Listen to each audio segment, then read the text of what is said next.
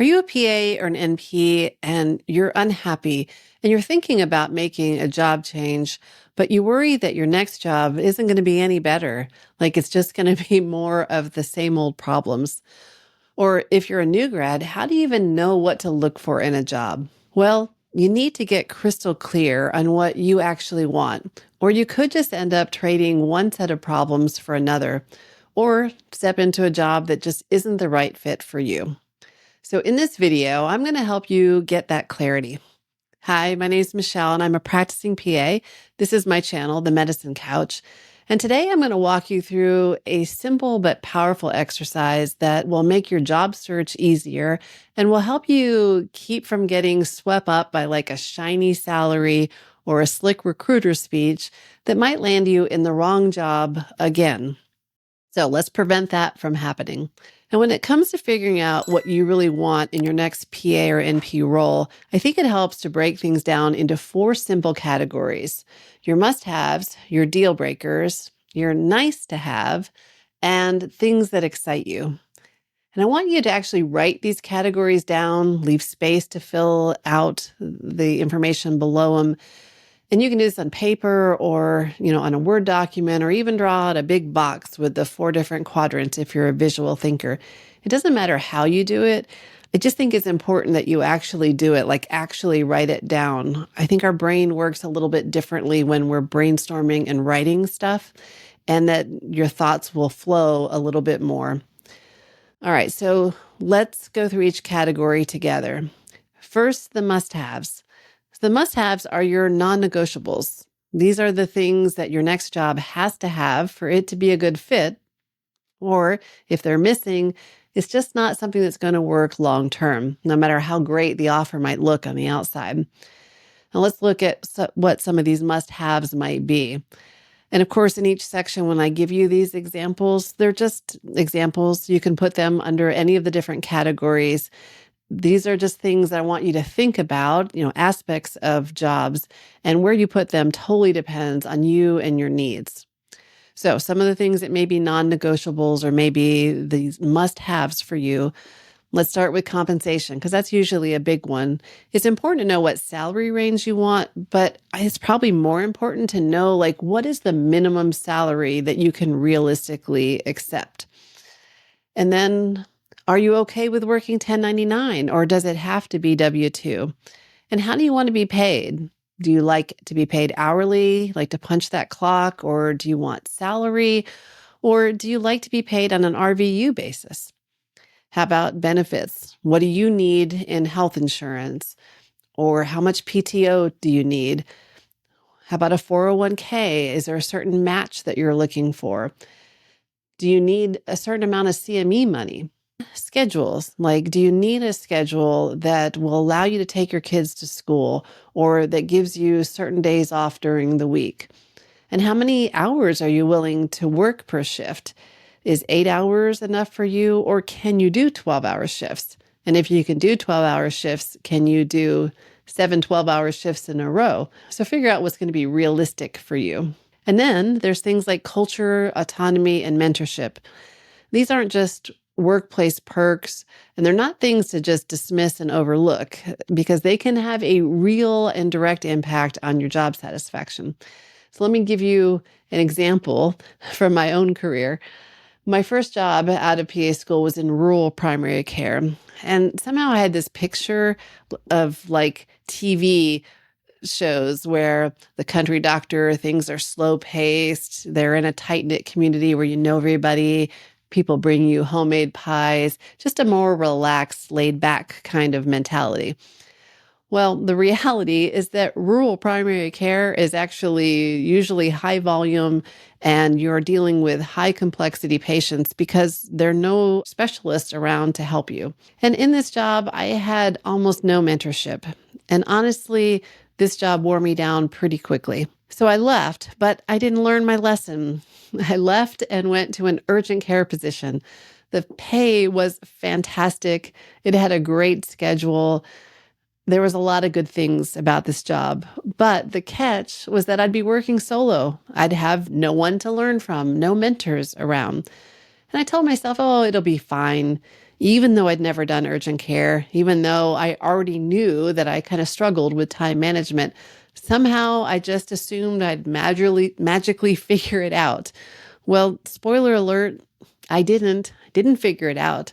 In fact, I ended up being invited to resign because I couldn't keep up with the pace of the patients. And I did have the option. They would have let me say if I could have gotten faster, but I didn't know how to get faster because I didn't have any mentorship. So the truth is, though, that I never took time to ask myself before I got this job, what do I really need in a job to help me thrive? Like, what kind of pace or environment is right for me and how I like to practice medicine? If I had done that, if I had done this exact exercise, I would have put mentorship on my non-negotiable. A high salary would have been in my nice to have list. And if I would have done that, I could have saved myself a lot of stress and set my PA career up for more success. So that's an example why I think it's important to do this exercise. Anyway, moving on with the must-haves. How about work environment? Do you like outpatient or do you really want inpatient? Do you like small clinics or do you want a large clinic or a large hospital? Do you want to work in an academic center where there's a lot of teaching going on? Or do you want like telehealth opportunities where you can work from home? How about the ability to transfer locations? Is this a big health system that has lots of different locations around my state or even around the country? This could be potentially a big deal for somebody who has a military spouse or who may anticipate needing to move closer to family one day. Then loan repayment. Understandably, this can be very enticing and something that people definitely want to have. But I would caution you to be a little careful here because if you say loan repayment is like a must-have, does that mean you're not even going to consider any other jobs unless they give loan repayment? If so, you might miss out on a job that has a really great sign-on bonus that you could have taken and put right on your loans right away, really knocking your balance down. Or maybe the job has an amazing salary that will allow you to pay your loans off quickly. So just think about that when you're talking about loan repayment. But overall, on your must-haves, remember that when you're making this list, you need to be honest with yourself and think about what you really need to be successful, and that these must-haves are those foundational things that will make your work life so much better. Also, remember that some things can be negotiated for, or that there may be multiple ways a job can meet your must-have requirements. The important part really is just knowing what your needs are so you can objectively evaluate a potential position.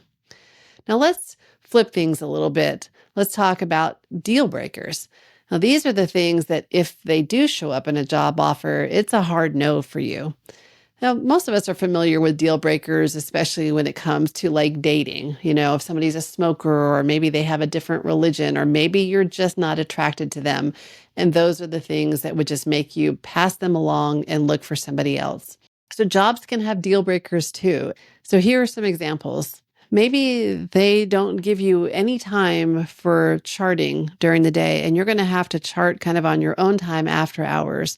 Maybe they have mandatory meetings that you have to go to once a week that are not in your regular patient care hours. Maybe they expect you to take call without any additional pay. Or maybe it's a toxic culture and that this job has a lot of high turnover. Do you want to step into a place like that? Maybe they are expecting way too high of a patient volume for you and they don't even have adequate support staff. Maybe there's some ethical concerns like, are they going to be overprescribing controlled substances? Or do you think that maybe they're engaged in some questionable billing practices? Maybe they don't have any structured onboarding or training. They're just going to put you in the job and say, go, and you have to figure it out on your own. Is another deal breaker maybe that they don't have any clear sick day or PTO policy? Or if they do have them, do they have unrealistic expectations about you having to find somebody to fill your shift? Or do they give you a limit of when you can take your time off or make it just impossible for you to actually use your PTO? How about your schedule? like your personal schedule. Are you willing to work holidays, weekends, or nights, or are those deal breakers for you? Maybe it's a job that doesn't give you any control over your patient schedule. Maybe there's no path for growth or advancement. So you have to ask yourself, will you be content doing clinical work for years? Or are you really interested in eventually moving into administration or having some kind of leadership role in the practice? Would you be willing to relocate for a job? That's going to dictate the pool of jobs you have to choose from. What about the commute time or having to pay for parking? Those things can seem kind of inconsequential, but they can make a real difference. I recently saw a Reddit post where a PA left her job and she got this new job that she thought was going to be great, but her commute was almost an hour each way. Plus, she had to pay $70 a month for parking. She didn't give those things a whole lot of thought before she took the job, but now that she's doing them, she really hates them. And so much so that it's affecting how she feels about her job to the point where she's actually considering leaving, even though she just started a couple months ago. So your deal breakers can be just as important as your must-haves. And you really need to figure out what your deal breakers are before you go out and start interviewing. You don't want to end up rationalizing red flags away because of a good salary or letting someone convince you that, oh, it's not going to be that bad. It'll be fine. Know your deal breakers and stick to them. The next category is things that are nice to have. These are kind of like the perks of a job. They aren't must-haves and they aren't deal breakers, but they are things that can make your work life more pleasant and sustainable. Those things that make you smile and that really make you feel good about your job. These can be things like maybe the practice is closed multiple days over major holidays. How would it feel to have a job that every Christmas you're going to have the week of Christmas off without having to even touch your PTO? Would you like to have a job that gives year-end bonuses or has scheduled pay increases? Maybe you want a job that offers internal CME or has grand rounds where you can increase your knowledge and kind of learn about really interesting cases. Maybe it's just a nice break room with a big refrigerator and microwave or real snacks and good coffee or tea available. How about having your own office? Is that important to you? And then dress code. Would you like a casual dress code or, like to wear scrubs whenever you want? Or do you like a more posh high-end office where everyone dresses up? Whatever these things are for you, there aren't things that are going to make or break the job. They're just things that you would like to have and that can actually help tip the scale when you're comparing two jobs that are very similar. Now, the last category is things that excite you. And I love this category. And I don't think we spend enough time thinking about this. This is like where it gets fun and where you can start dreaming. This category is all about the parts of the job that spark curiosity or bring you joy or that challenge you and help you grow as a clinician. These are things that also can move a job from just a paycheck to a job that you really find fulfilling and that you love. So here are some examples. Do you get to do some really cool procedures, or do you get to first assist in surgeries? Do you get to be involved with robotic surgery or health tech or cutting edge medicine of some sort? Do you want to do research or work with clinical trials? Maybe you would get excited about a job that really helps you learn about preventative medicine, lifestyle medicine, working on patient education and spending time with patients. How about working with a specific patient population or a disease process that you absolutely love and want to learn more about and kind of become the subject matter expert? Maybe you want a chance to precept or teach. There are many PAs and NPs that actually help teach residents in hospitals. How about being involved in health policy or health advocacy? Maybe it's job prestige. For some people, there are specialties that they think are more prestigious than others, or maybe they want to work in an institution that has really great reputation and that is highly respected. Maybe you just want an opportunity to learn some new skills or certifications that can help you work towards a long-term goal. Or maybe you want work that is meaningful and tied to something like helping homeless people or working in addiction recovery or working with refugee care. Like the other categories, there are tons of things that you could think about and put into this category. But the purpose of this category, this part of the exercise, is to try to identify those things in medicine that really, get you fired up and that you're excited about. And then that can help you narrow in on job opportunities and even different specialties that may align with your passions. Okay, now that we've talked through these categories, here's the action part. After this video, I want you to take that sheet with the 4 categories and then set a timer for like 20 minutes and then just go for it. Just start filling in. Go with your gut. Don't overthink it. Don't filter stuff out. Just write down stuff that you think of to go into each category. You can refine it later. In fact, you're going to want to refine it later. It's helpful to go back and rank things that you put in each category and make sure they're in the category that you really want them to be in. Like if you're looking at your must-haves, is there something that's really more of a would be nice to have so that you can move it to the other category? Because you really want to narrow down, especially your must-haves and your deal breakers to, like 3, maybe 4 in each category. Because if your list is too long, then you might not actually ever find a job, right? No job probably is going to have everything that you want. So when you have your list, you should keep it handy with you when you're looking through job postings or talking to a recruiter, or even have it with you during interviews. Check what each job is offering against what you said mattered the most to you. Then let the list kind of help guide your decisions. Remember, the clearer that you get on what you want, the easier it's going to be to say no to the wrong jobs and yes to the right ones. We are allowed to want more from our careers. We're allowed to want better hours, better pay, better support, and better alignment with who we are and what we want in the future. So get specific, get honest, and go get what you actually want.